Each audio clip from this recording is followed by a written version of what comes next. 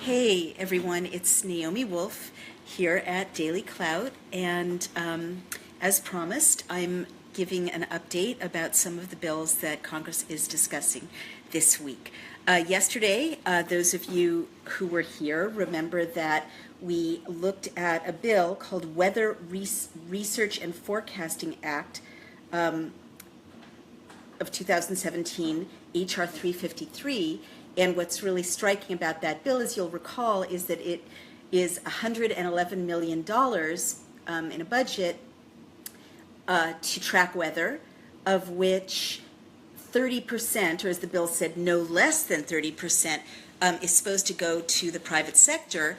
And there were a bunch of notable things about it for those of you who've missed it, but one of the really interesting things about it for anyone who deals with intellectual property, with licenses, with syndication, is that all of the technology, all of the intellectual property, all of the patents, all of the licensable content that could be valuable in the marketplace that is going to get generated from $85 million of that investment in research, it is being transferred in a tech transfer, quote unquote, not my words, the words of the bill, a technology transfer from the government to the private sector. So Mary Cantwell is one of the sponsors of this bill. If you like the idea of investing vast millions in developing technology, licensable information systems, and handing that over to the private sector for free,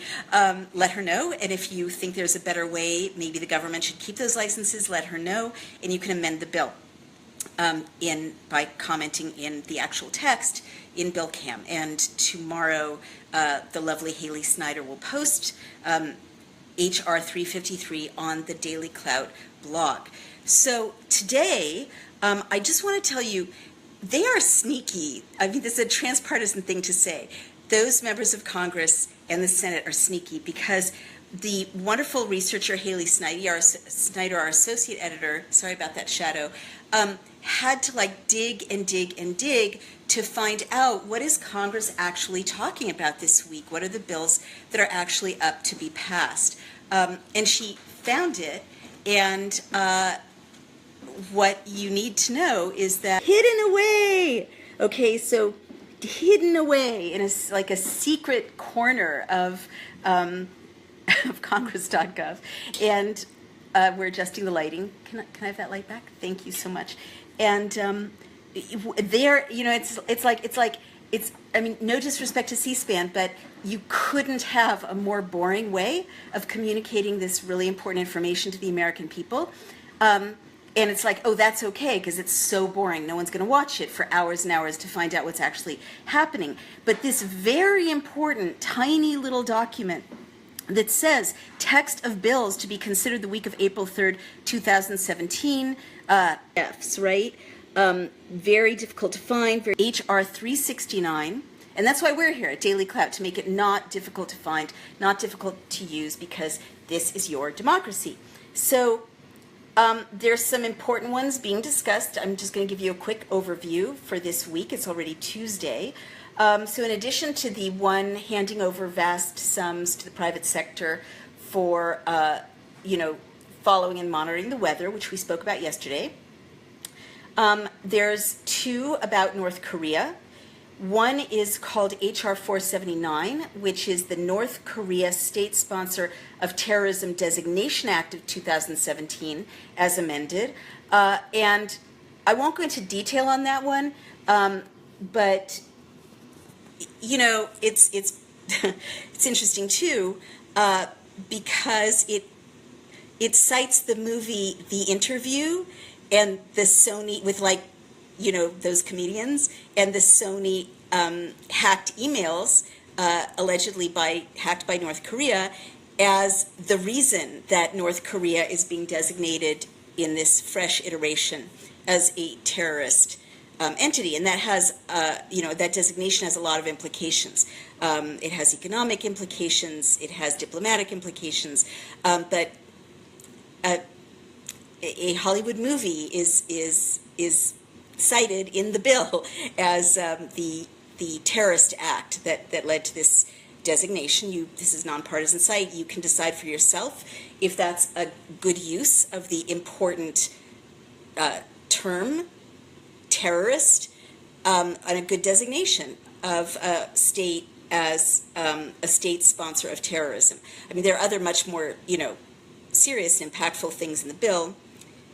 North Korea is not a nice place run by nice people, obviously, but it was interesting to see a Hollywood movie in there as acquiring the status of something that's generating important legislation.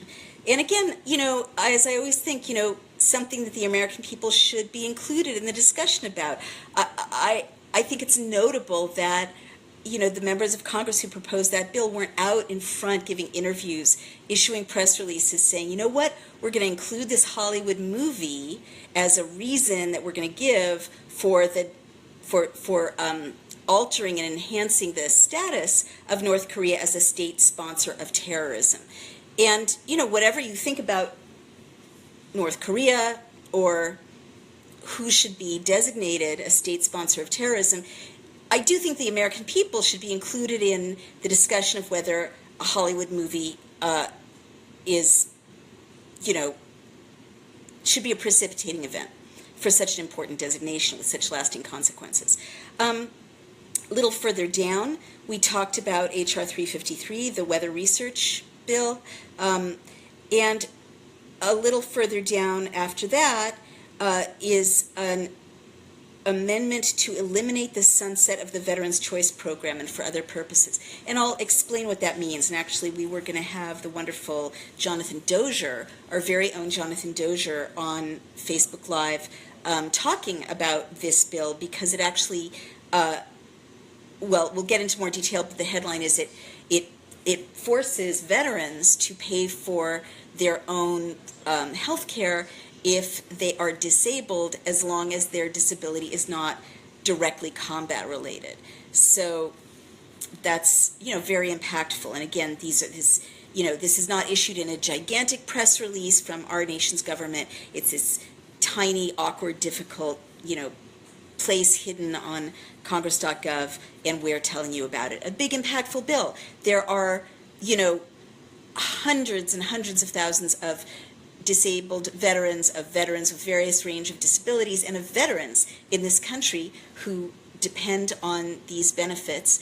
And if it's going to stop, and they're going to have to dig into their own pockets for coverage of disabilities, again, that's something to be upfront with the American people about. Tell us, let us look at the bill, let us give you feedback about the bill. Mr. and Mrs. Congressperson, you are employed by us, and it's important to know what's going to happen to veterans. A couple of other things coming up. A Register of Copyright Selection Accountability Act, and a bill that I am going to dig into a little bit more that changes the definition of who gets to be an accredited investor. And that's really impactful because critics of the old system said, well, the only people who can really invest are hedge fund managers. There's this ceiling that you have to reach in order to invest directly in companies and startups, and this changes that. So we'll get into more detail about that. But that's just giving you an overview of the main things being considered the week of April 3rd, which is this week in Congress. Who tells you this? We're telling you. All right. So now digging a little more deeply into, I get to swipe left to see my viewers. What fun. Digging a little more deeply into one of these bills. It's the Veterans, to eliminate the sunset of the Veterans Choice Program for other purposes. That is H.R. 369. So if you look at the PDF, which, again, we will embed at dailycloud.io, you will see that it takes away benefits that veterans used to have that covered them. The government covered the costs of their medical care for disability because they were veterans, right? And bill called the Veterans Access, Choice, and Accountability Act of 2014. And it basically says to the government and is going to go to healthcare plans, and that recovery of costs for care of veterans is going to be in any case in which an eligible veteran is furnished hospital care or medical services under this section for non-service connected disability. That veteran is basically responsible for for paying for that care. So that's what it does.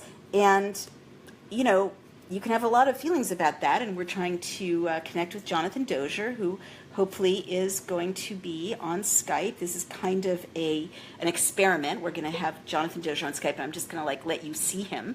But basically all of those veterans who are disabled, but who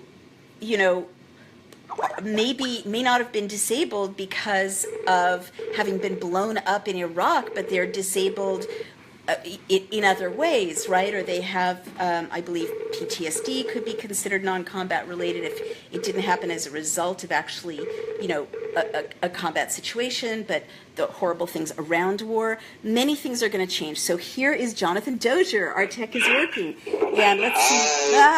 Okay. Hi. Tell us, I'll just ask you questions. Tell us, again, you're running for Congress. You're a grassroots campaigner, grassroots candidate. You're a veteran. Tell us briefly, for people who didn't see your last interview, what's your expertise with, veterans issues? Well, I'm a disabled vet myself. I've been disabled, since 2001, since I've been out of the military. So I've had my fair share of dealing with the VA and the inner workings of the VA and how it all, especially when they're dealing with health of the soldier or the veteran. So I have familiarity with that. So that's my area of expertise is veteran affairs. I'm so sorry. I'm having difficulty aligning this correctly, and I think okay. I think that this experiment may be too ambitious, but I'm looking okay. for you. Yeah. Keep talking. Tell us more, and we'll get the audio, and then we'll line up. There you are. We'll line up the video. Okay. Talk about startup efforts. Okay, so what is it? What would a non-combat related disability mean here? Like, how would you get disabled if you haven't been in combat? Isn't that kind of a contradiction? Yeah, no. Okay, so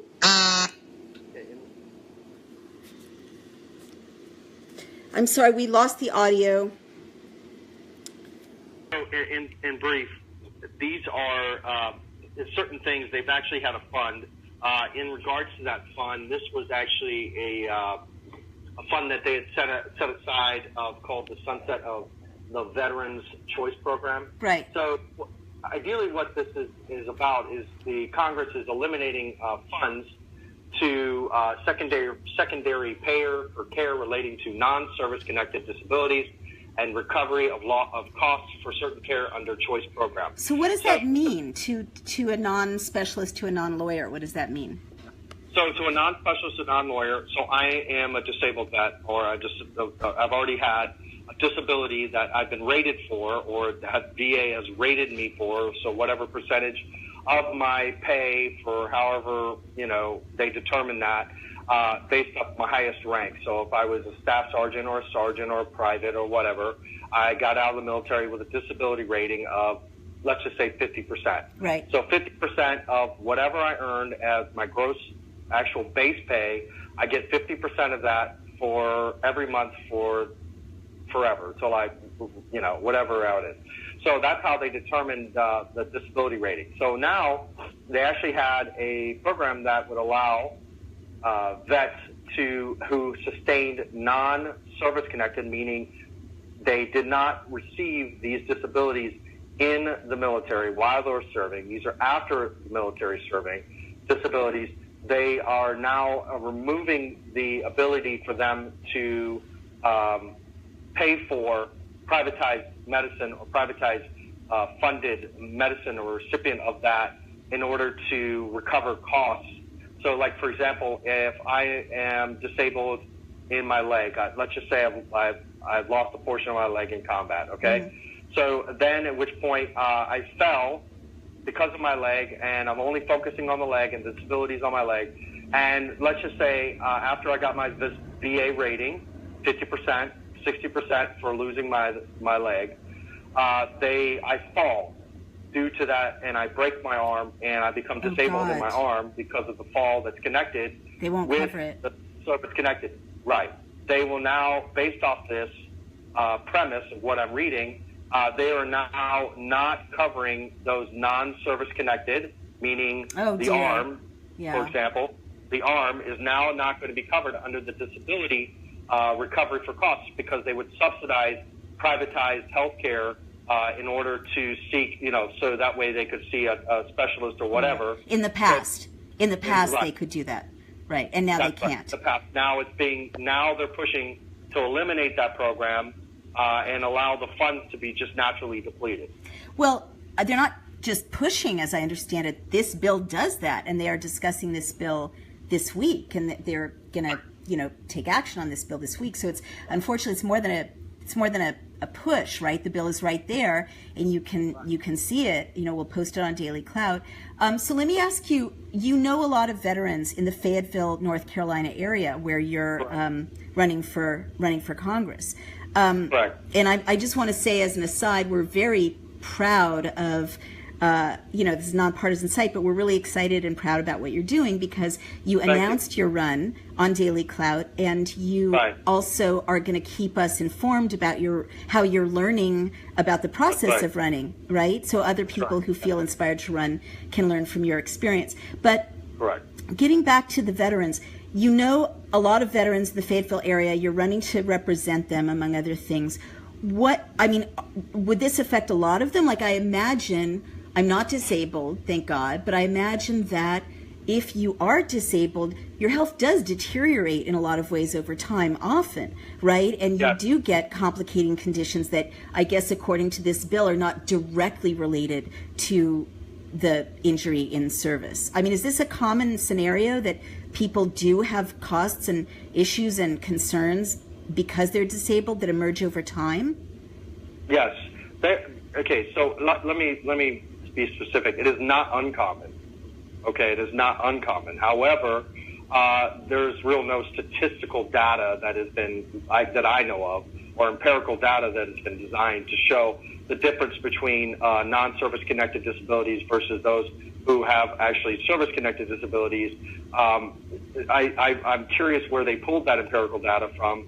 The thing for me is that I feel, and I think you may agree, that any veteran, no matter what happens, non-service connected or service connected, it doesn't matter. Any veteran that needs specialized care after or before the fact, still, I disagree with this bill because then what you're doing is you're eliminating the possibility, you're basically limiting the possibility of additional care that may be needed as a result of, like I gave an example. I'm not saying that this is everybody's example, but it could potentially happen that a leg, then he breaks his arm, becomes disabled in his arm. Well, that's a non-service connected disability. Right. So at which point you've basically removed that potential opportunity.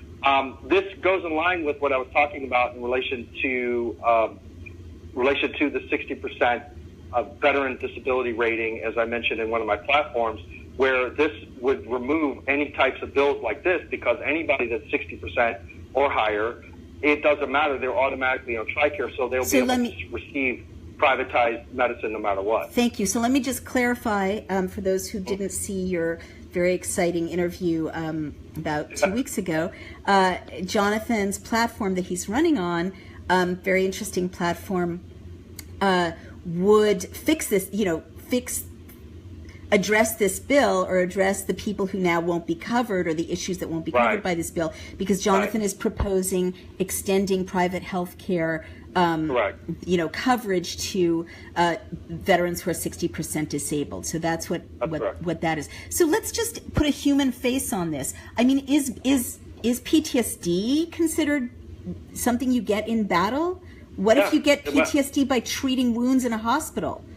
Right. Well, this kind of goes into a non-service connected disability. So, for example, if someone is suffering from PTSD, but they haven't identified it yet to the VA, so they're having all these supposedly quote unquote non-service connected disability, and they have not actually filed for this under the VA.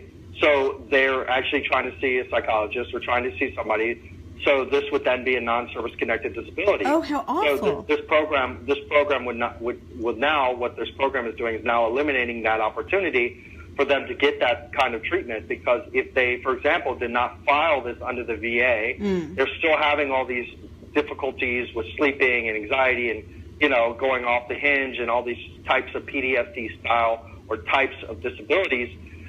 Since the VA has not rated them, excuse me, I have the pollen, I apologize. If the VA has not rated them, this would be considered a non-service connected disability. Wow. Because they have not been rated through the Veterans Affairs office yet. So which at that point, sometimes that takes may time. be considered non-service connected. So it's sounding to me as a non-veteran, as a total outsider, very much like what the Affordable Care Act was supposed to fix for people in general. And I'm not taking a position, but it sounds like a chance for, how private insurers are always saying, well, that we don't cover that. That's a pre-existing condition. We don't cover that. You're a Scorpio. We don't cover that. You have red hair. I mean, it sounds like a way for, I guess, the government to say to veterans, sorry, we don't cover that. You have to pay for this yourself because it's not quote unquote combat related, and combat related is quite a narrow definition. Or there are a lot of things,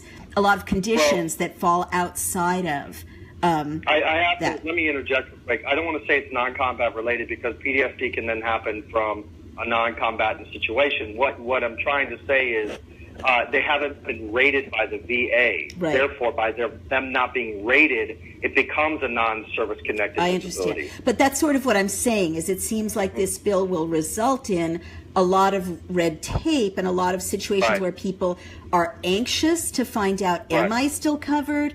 Is this considered something that the government will still pay for? Is it not? Am I going to have to fight with, and who do they fight with, right? The Veterans Administration, the healthcare provider. I mean, it does seem to plunge our brave men and women who went and put themselves in harm's way to protect us, whatever you think of U.S. foreign policy, whatever your politics are, it does seem to be adding a huge layer of bureaucratic stress, uncertainty, and anxiety to our men and women who served their country. What would you say about that?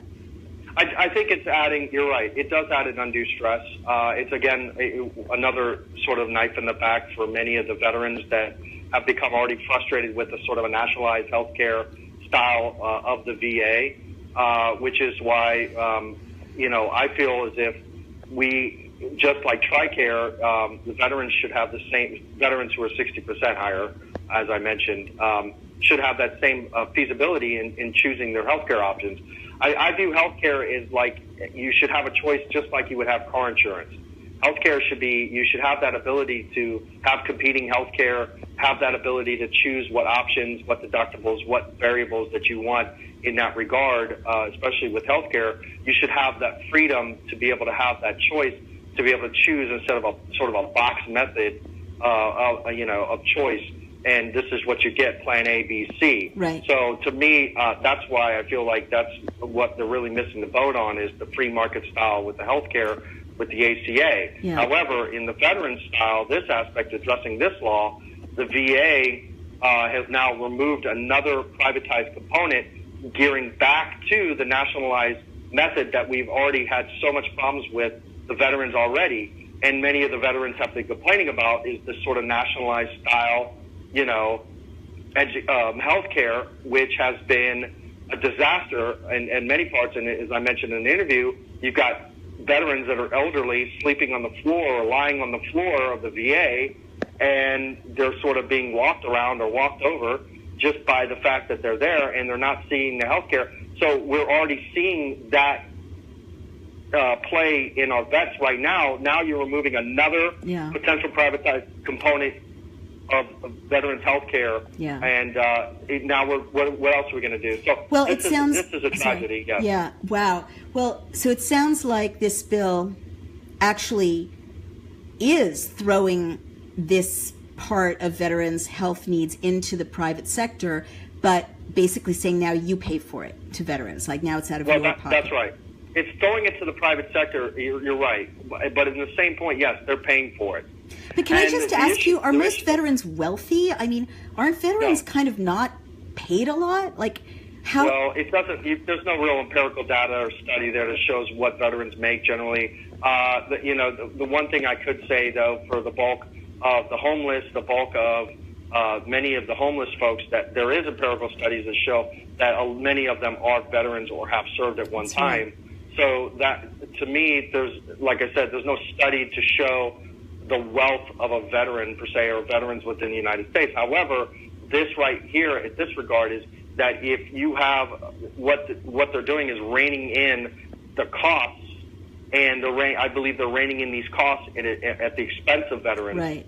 That's Gotcha. the biggest problem. Yeah. So They're not addressing the real issue is that veterans deserve every type of benefit available, and not cutting off funding for potential subsidizing or funding of maybe potential disability that they haven't, just because they haven't been rated to the VA. So once again, they're reining in these costs, and I believe, again, reining in these costs at the behest of veterans, and just to cut a few $1 million or whatever. Right. And they're already, VAs, as I mentioned in my video and in our conversation, the VA is already inundated as enough as it is. Yeah. They can barely cope with what veterans have at this point. So you're really, it's not, this program, I don't know if it's been utilized or overutilized, or even, I've never heard of the program. Right. The problem is that has probably not been promoted. Yeah. And, and additionally, I think if veterans knew of this program, they would probably utilize it. Of course. Because